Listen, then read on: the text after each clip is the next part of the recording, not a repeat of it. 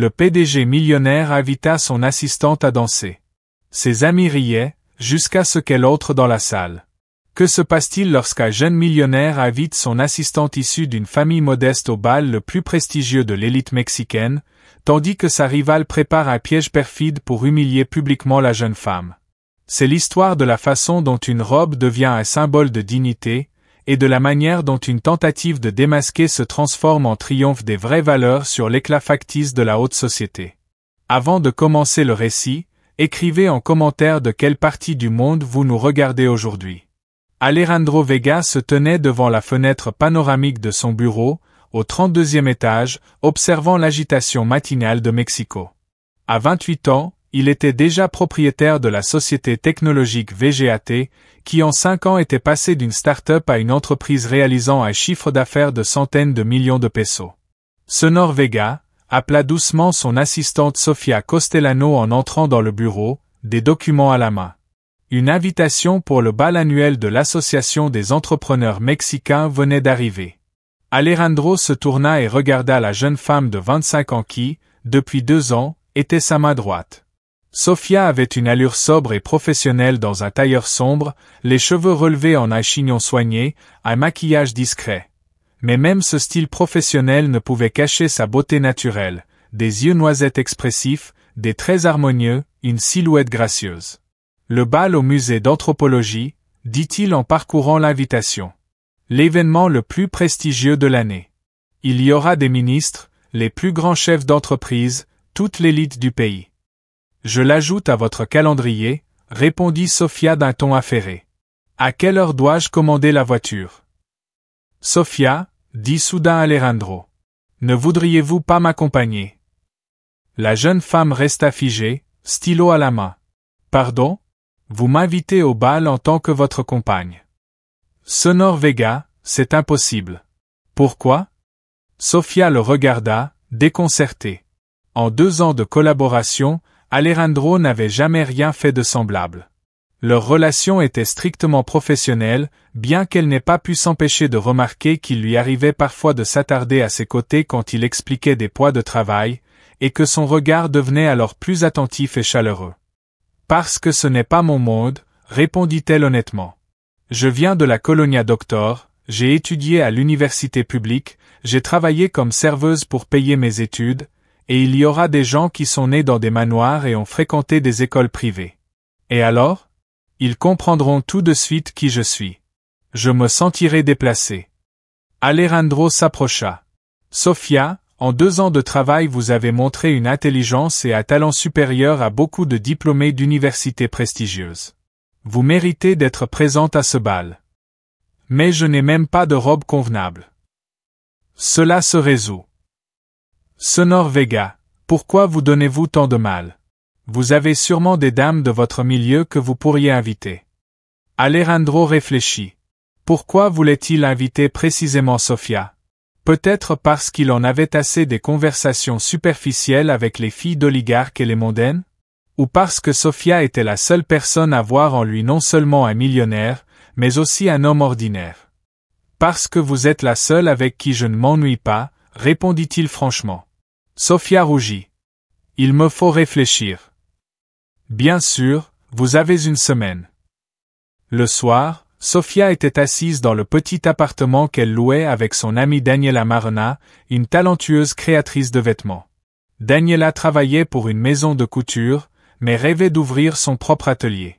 Tu es folle, s'exclama Daniela quand Sofia raconta l'invitation. Le célibataire le plus envié du pays t'invite au bal de l'année. Et tu hésites? Dani, comprends, nous venons de mondes différents. Que vais-je faire au milieu de toutes ces señoritas avec leurs titres et leurs comptes dans des banques suisses? Sois toi-même, une femme intelligente, belle, instruite, dont la mère est couturière et dont le père est mort quand elle avait 10 ans. Et alors? Daniela s'assit près de son amie sur le canapé. Sofia, tu comprends bien qu'Alejandro ne te voit pas comme une secrétaire, mais comme une femme. Peut-être, mais que se passera-t-il quand il comprendra combien nous sommes différentes? Et si tu n'y vas pas? Tu passeras ta vie au bureau à te demander, et si? Sofia se tut. Écoute, reprit Daniela. J'ai une idée. Tu te souviens du concours de jeunes designers dont je t'ai parlé? J'ai besoin d'une mannequin pour le défilé. Et si je créais pour toi la robe de tes rêves et que tu devenais ma muse? Danny, imagine une robe qui mettrait parfaitement en valeur ta beauté et montrerait à tous qui tu es vraiment. Pas une copie de ce que portent les dames de la haute société, mais quelque chose de spécial, qui t'appartient. Sophia regarda son amie. Les yeux de Daniela brillaient d'un feu créatif. Une robe turquoise, comme la mer au large de Cancun. Simple dans la coupe, mais magique dans les détails. Quand tu la porteras, tout le monde oubliera tes origines et ne verra que la beauté. Tu penses vraiment que ça peut marcher? Je sais que ça marchera. La question est seulement, es-tu prête à prendre le risque? Pendant ce temps, au club UP La Casona, Alejandro dînait avec ses amis d'enfance Rodrigo Mendez et Diego Ramirez, héritiers d'empires familiaux. Alors, avec qui vas-tu au bal? Demanda Rodrigo en sirotant son whisky. Sofia Castellano. Qui est-ce? S'étonna Diego. Je ne me rappelle pas une telle famille parmi nos connaissances. Mon assistante. Les amis se regardèrent. Alejandro, dit Rodrigo avec prudence, es-tu sûr que c'est une bonne idée? Qu'y a-t-il de mal? Elle n'est pas de notre milieu. Les gens vont parler. Qu'ils parlent. Et Camila Santané. Intervint Diego. Elle comptait venir avec toi. Alejandro fit la moue. Camila Santané, fille d'un magnate des médias, belle, instruite, issue d'une famille convenable. Il y a 1 an ils se fréquentaient depuis quelques mois, mais la relation n'avait pas pris. Camila était trop calculatrice, trop préoccupée par le statut et l'argent.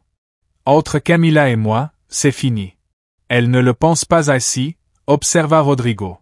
Je l'ai vue hier à la fête chez les Mottes. Elle racontait partout que vous alliez bientôt vous réconcilier. Elle se donne du mal pour rien. Alejandro dit sérieusement à Diego, réfléchis encore. Le bal de l'association n'est pas une fête ordinaire. Il y aura des investisseurs, des partenaires, des ministres. Ta compagne sera l'objet d'un examen minutieux. Sophia s'en sortira. Et si elle se couvre de ridicule, cela se répercutera sur toi. Mes amis devraient soutenir mon choix et non pas me décourager. Nous ne te décourageons pas, dit Rodrigo d'un ton conciliant. Nous voulons seulement que tu réfléchisses aux conséquences. Après le dîner, Alejandro traversa longuement la ville nocturne, méditant sur les paroles de ses amis. Peut-être avait-il raison. Peut-être exposait-il Sofia à un risque inutile. Pendant ce temps, dans son luxueux appartement de Palanca, Camila Santané, folle de rage, lançait un verre en cristal contre le mur. Une secrétaire, cria-t-elle à la domestique. Il m'a préféré à une simple secrétaire.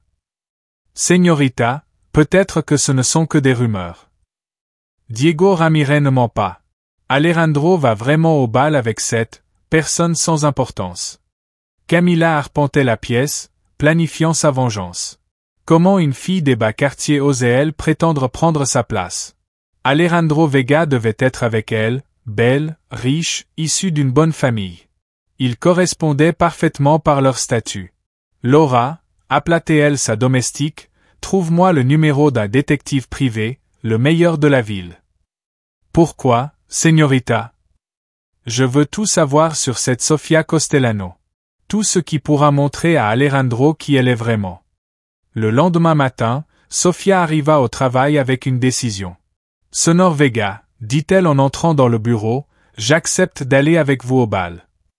Alejandro leva la tête de ses documents et sourit pour la première fois depuis longtemps, sincèrement et largement. Magnifique. Je suis très heureux. Mais j'ai une condition. Laquelle? Si je me sens déplacé, vous ne m'obligerez pas à rester. D'accord? D'accord, même si je suis certain qu'un tel moment n'arrivera pas. Nous verrons. Dans son atelier de mode, Daniela faisait déjà les premiers croquis de la robe qui devait changer le destin de sa meilleure amie. Sofia se tenait devant le miroir de la cabine d'essayage, admirant son reflet. La robe turquoise que son amie cousait depuis une semaine semblait avoir été créée spécialement pour elle. Le tissu scintillait comme une vague marine, soulignant chaque courbe de sa silhouette, et la profondeur de la couleur rendait ses yeux encore plus expressifs. Danny, C'est incroyable, murmura Sophia en tournant devant le miroir. Mais je ne comprends toujours pas ce que je suis en train de faire. Tu fais ce dont rêve chaque femme, aller au bal avec un prince, répondit Daniela en riant, ajustant les plis de la jupe. Alejandro n'est pas un prince, c'est mon patron. Ton patron qui t'invite non pas à une réunion d'affaires, mais à l'événement le plus prestigieux de l'année. Sophia repensa à l'évolution de sa relation avec Alejandro ces derniers mois. Tout avait commencé lors de cette présentation devant des investisseurs japonais, 6 mois plus tôt. Alejandro s'y était préparé pendant une semaine, mais 1 heure avant la rencontre, Sophia avait remarqué une erreur critique dans les calculs financiers. Si les investisseurs l'avaient vu, l'accord de 50 millions de dollars aurait échoué. Sonor Vega, dit-elle alors en entrant avec des documents corrigés, dans la diapositive 12 il y a une erreur. Le rendement est indiqué en pesos alors qu'il devrait être en dollars. Alejandro pâlit en vérifiant les chiffres. Mon Dieu, Sophia, sans vous. Tout va bien, nous avons encore le temps de corriger. Ils passèrent 40 minutes à reprendre la présentation. Sophia travaillait vite et avec précision, proposant non seulement des corrections, mais aussi des améliorations. Et si on ajoutait ici une comparaison avec nos concurrents? Cela montrera notre avantage. Excellente idée. Et là, on pourrait insérer une prévision de croissance du marché.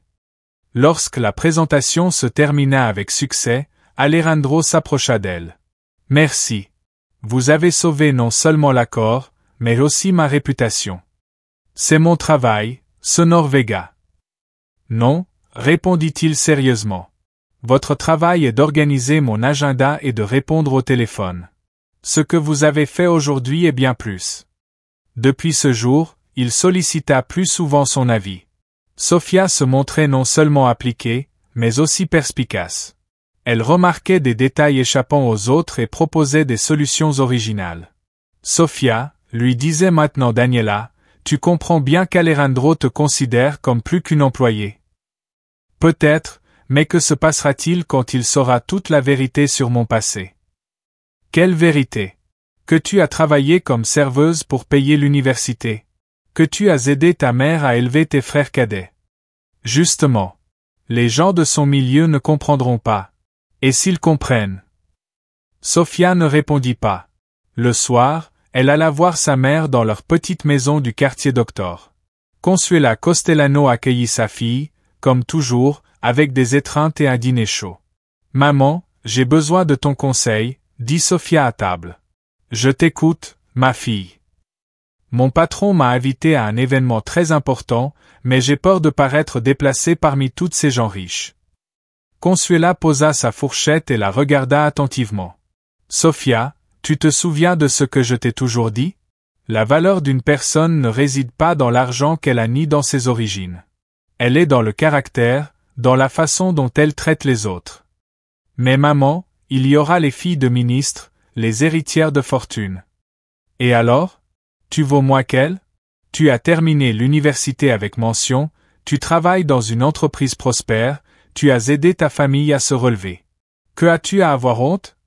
Sophia se rappela les années difficiles, après la mort de son père, quand elle survivait avec le salaire de couturière de sa mère.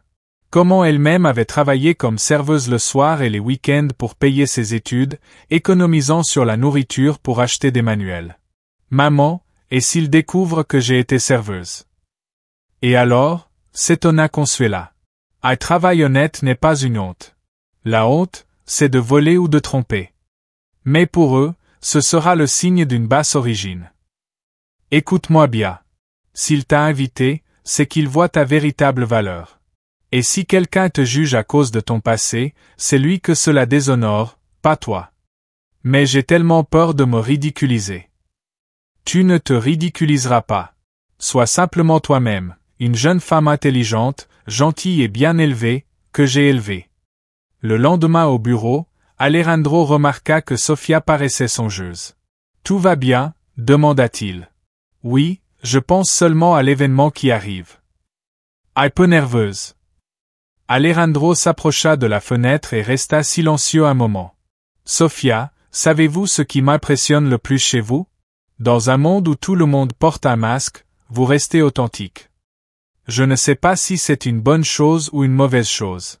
Croyez-moi, c'est une qualité rare, surtout parmi les gens avec qui je dois généralement traiter. En quoi sont-ils mauvais? Ils ne sont pas mauvais, simplement artificiels. Chez eux, tout est calculé, chaque mot, chaque geste, alors que vous dites ce que vous pensez.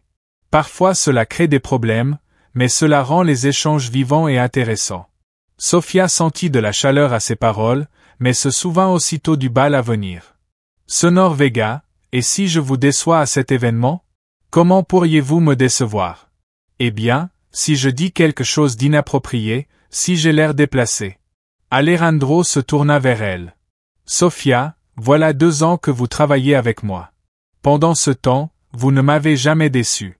Au contraire, vous avez toujours dépassé mes attentes. Pourquoi au bal en serait-il autrement? Parce que le travail et les mondanités, ce sont des choses différentes. Peut-être, mais l'essence d'une personne ne change pas selon le décor. Ce soir-là, Camila Santané rencontrait le détective privé Carlos Vargas dans un restaurant chic. Qu'avez-vous découvert? Demanda-t-elle à peine arrivée. Beaucoup de choses intéressantes. Vargas ouvrit un dossier. Sofia Costellano, 25 ans, née dans la Colonia Doctor. Père décédé quand elle avait 10 ans. Mère couturière dans une usine textile. Continuez.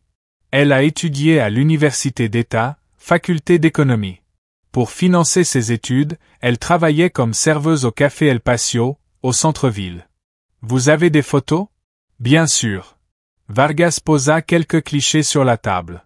On y voyait une jeune Sofia en blouse blanche et jupe noire, un plateau à la main. Elle paraissait fatiguée, les cheveux en bataille, le visage marqué par une longue journée de travail. Parfait, sourit Camila. C'est exactement ce qu'il me faut. Et que comptez-vous faire de ces photos? Montrer à tout le monde le vrai visage de cette parvenue. Que Alejandro et ses invités voient qui elle est réellement. Señorita, ne trouvez-vous pas cela trop cruel? Camila jeta au détective un regard froid. Monsieur Vargas, je vous paie pour des informations, pas pour des leçons de morale. Pendant ce temps, Sofia essayait la robe terminée pour la dernière fois. Daniela apporta les touches finales, ajouta de fines bretelles ornées de petits cristaux, ajusta la longueur. Tu es resplendissante, comme une reine, dit son amie avec fierté. Merci pour tout, Dani. De rien. N'oublie pas, cette robe n'est pas spéciale à cause du tissu ou de la coupe. Elle est spéciale parce que c'est toi qui la portes. Que veux-tu dire? Que la beauté n'est pas dans la robe, mais dans celle qui la porte, dans sa confiance, dans son âme. Sofia se contempla dans le miroir. Pour la première fois depuis longtemps, elle ne voyait plus une simple fille d'un quartier pauvre, mais une femme belle et intelligente, digne de bien plus. Tu sais quoi? Dit-elle. Je crois que je suis prête pour ce bal.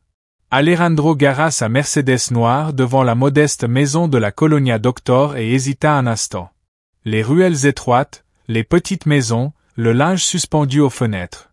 Ce quartier contrastait radicalement avec le luxueux Polanco où il vivait. Sofia l'avait invité à un dîner de famille la veille du bal, souhaitant lui présenter sa mère. Alejandro avait accepté, malgré les mises en garde de ses amis. La maison des Costellano était petite mais soignée. Un minuscule jardin avec des fleurs, une porte fraîchement peinte, des vitres propres aux rideaux simples. Sofia ouvrit la porte, encore plus belle dans une simple robe de maison. Entrez, bienvenue chez nous, dit-elle avec une légère nervosité. À l'intérieur, Alejandro eut une surprise. La maison était petite, mais incroyablement chaleureuse. Le mobilier était simple, mais tout était disposé avec goût. Au mur, des photos de famille, des dessins d'enfants, et le diplôme universitaire de Sofia dans un joli cadre. Maman, voici Alejandro Vega, présenta Sofia. Alejandro, ma mère, Consuela Costellano. Une femme âgée aux yeux bienveillants et au doux sourire s'approcha en s'essuyant les mains dans son tablier. Enchanté, Sonor Vega. Bienvenue dans notre maison. Merci de votre accueil. Sonora Costellano, c'est très agréable ici. Asseyez-vous, le dîner est presque prêt. Toute la famille se réunit autour de la table, le frère cadet de Sofia, Carlos, étudiant en médecine, et sa sœur Lourdes, institutrice en primaire. Alors vous êtes le patron de notre Sofia, dit Carlos avec un sourire. Elle parle beaucoup de vous. J'espère en bien, répondit Alejandro. Seulement en bien, confirma Lourdes. Elle dit que vous êtes un chef juste et un homme intéressant. Alejandro en fut troublé. Dans son monde, les gens parlaient rarement avec une telle sincérité. Consuela servit un dîner simple mais délicieux, un ragoût de poulet aux légumes, des galettes fraîches, du jus maison. Senor Vega, dit-elle en versant le jus, Sofia m'a raconté que vous avez créé votre entreprise à partir de rien. C'est impressionnant. Merci. Mais sans de bons employés, rien n'aurait été possible. Votre fille est l'une des meilleures. Sofia a toujours été responsable, dit la mère avec fierté. Déjà à l'école, elle m'aidait avec les plus jeunes, obtenait de très bonnes notes. Et à l'université, elle était la meilleure de sa promotion, ajouta Carlos. Même si elle devait travailler pour payer ses études. Carlos, intervint doucement Sofia. Quoi? Ce n'est pas une honte. Tu étais serveuse et tu travaillais mieux que ceux qui ne faisaient qu'étudier. Alejandro regarda Sofia avec étonnement. Vous avez travaillé comme serveuse? Oui, répondit-elle doucement. Dans un café du centre, le soir et les week-ends. Sofia faisait vivre toute la famille pendant que je me relevais après la mort de mon mari, expliqua Consuela. Elle nous donnait presque tout son salaire, ne gardait que sa bourse pour elle. Et malgré cela, tu avais d'excellentes notes, ajouta Sofia avec modestie. Il le fallait, la bourse dépendait de mes résultats. Alejandro était bouleversé. Il connaissait Sofia comme une collaboratrice talentueuse, mais n'avait jamais imaginé ce qu'elle avait traversé.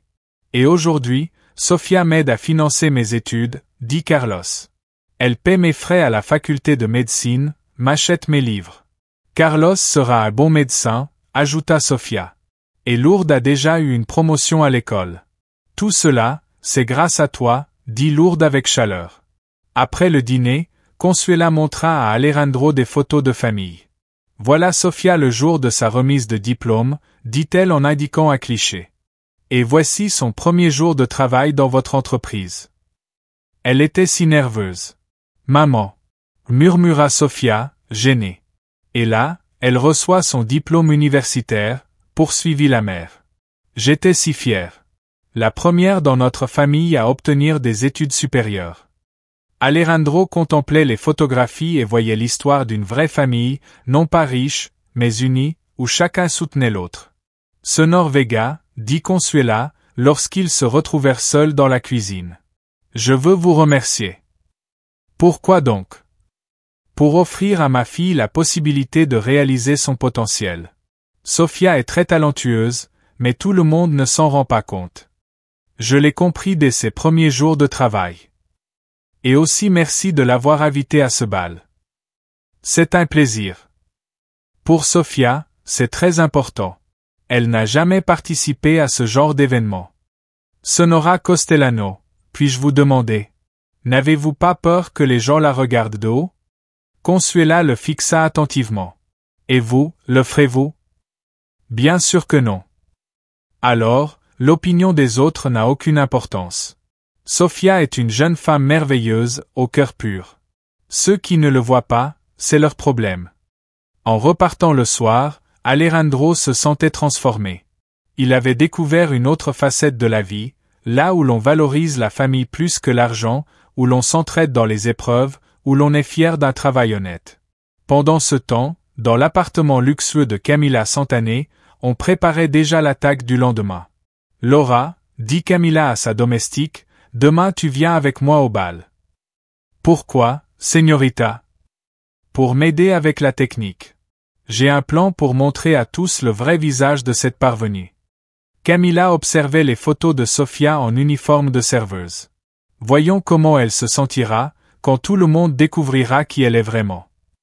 Et si Senor Vega se fâche? Il comprendra que je le fais pour son bien. Je le sauve d'une erreur. Camila avait déjà soudoyé le personnel technique du musée. Moyennant une généreuse somme, ils avaient accepté de projeter ces diapositives quelques minutes sur les grands écrans de la salle. Tout le monde verra ces photos, ricana-t-elle.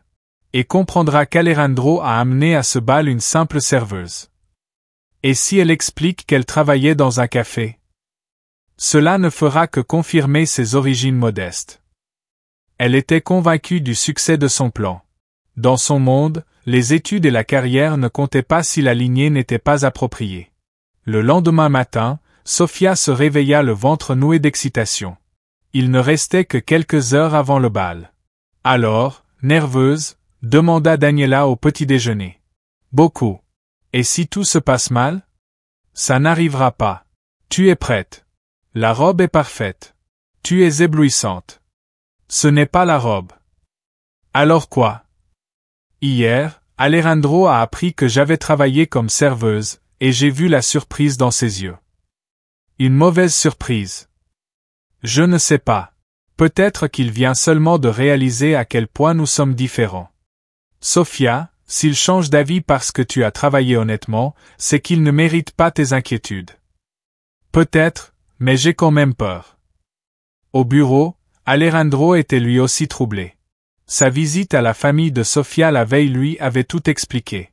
Il comprit qu'il était tombé amoureux, non seulement d'une belle employée, mais d'une femme exceptionnelle, au caractère fort. Sonor Vega, dit Sophia en entrant dans son bureau. La voiture est réservée pour 7 heures ce soir. Oui, Sophia, merci. Merci pour hier soir. Votre famille est merveilleuse. Merci. Ils ont aussi été ravis de vous rencontrer. Et je voudrais que vous sachiez que votre passé ne me dérange pas. Au contraire, j'admire ce que vous avez traversé. Sophia sentit un poids s'alléger. Merci, c'est important pour moi. À ce soir. Au musée d'anthropologie, la surprise de Camila était en préparation. Les techniciens testaient le matériel, vérifiant l'affichage des photos sur les grands écrans. Tout est prêt, señorita, annonça le chef technicien. Au moment voulu, vos diapositives apparaîtront sur tous les écrans de la salle. Parfait, sourit Camila. Cette soirée sera inoubliable pour tout le monde. Mais elle ne se doutait pas à quel point ce serait inoubliable, et pas du tout de la façon qu'elle avait prévue. Sophia fit son entrée au bal dans sa robe turquoise et provoqua un véritable éblouissement. Mais, pendant le dîner, Camila fit diffuser sur les écrans les photos de Sophia en uniforme de serveuse, espérant l'humilier. La salle se figea. Sophia ressentit d'abord la honte, puis se redressa soudainement. Oui, c'est bien moi. J'ai travaillé comme serveuse pendant 3 ans pour payer mes études, et j'en suis fier. Sa voix gagnait en assurance. Je suis fier d'avoir tout accompli par moi-même. Ma mère a élevé seule 3 enfants. Mon frère étudie pour devenir médecin, ma sœur est institutrice. Le travail honnête n'est pas une honte, c'est une dignité. Et vous, qu'avez-vous fait pour la société? Lança-t-elle à Camila. À part tenter d'humilier les autres. La salle resta silencieuse un instant, puis éclata en applaudissements. Des ministres vinrent féliciter Sophia pour son discours et lui proposer des collaborations. Alejandro la regardait avec admiration. Vous avez été incroyable. Vous avez transformé une attaque en triomphe. L'humiliation prévue s'était changée en reconnaissance et respect. Après le discours de Sophia, la soirée continua, mais l'atmosphère avait complètement changé. Beaucoup vinrent la rencontrer, lui proposer du travail dans des fondations caritatives. Sur la terrasse du musée, Alejandro se confia. Je vous aime, Sophia. Pas comme un patron aime son employé, mais comme un homme aime une femme. Et moi aussi, je vous aime, répondit-elle. Depuis longtemps, mais j'avais peur de l'avouer. Leur premier baiser était chargé de tous les sentiments retenus pendant des mois. 6 mois plus tard, Sophia entra au conseil d'administration de la Fondation pour l'éducation, aidant des enfants talentueux issus de familles modestes. 1 an après, Alejandro la demanda en mariage au même bal. Leur histoire d'amour devint une légende, celle où de véritables sentiments avaient triomphé des préjugés, et où l'honnêteté avait compté davantage que les origines. La robe turquoise resta précieusement conservée dans une armoire, souvenir de cette soirée où Sophia cessa d'avoir honte de son passé et trouva un amour fondé sur le respect mutuel.